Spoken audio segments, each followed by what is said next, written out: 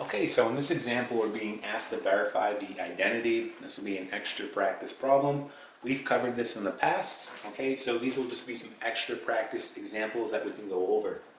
Now, as always, when you're trying to verify an identity, you only want to manipulate one side of the equation. So either pick the left or the right and manipulate that side only, okay? We've talked about why we do this in the previous video.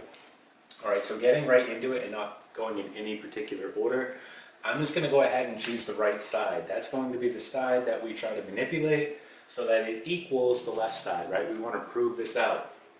So looking at what we have, I see cotangent x. So we know that cotangent x, well, we can rewrite that the following way. We can rewrite that as 1 over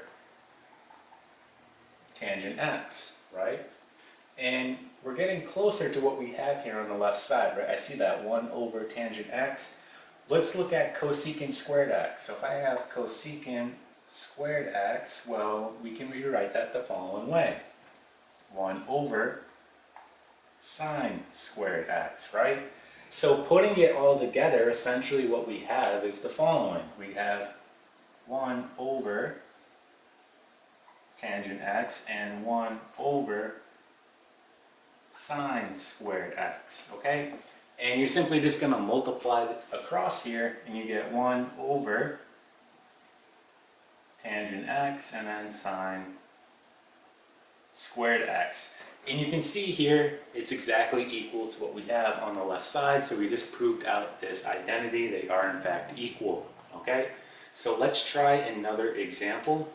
Okay, so here is our next example, and I'm just going to go ahead and start with the left side.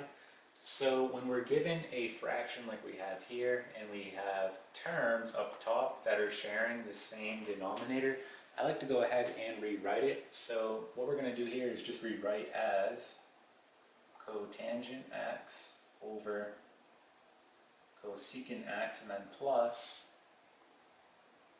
sine x over cosecant x, okay? And at this point, you can think about rewriting what you have. So for example, with cotangent x, we can go ahead and rewrite that as cosine x all over sine x, okay?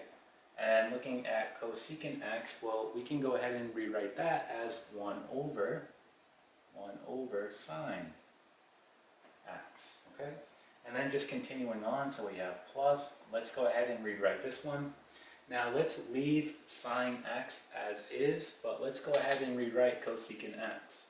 So we're going to have sine x all over 1 over sine x. Again, that's what cosecant x is, 1 over sine x.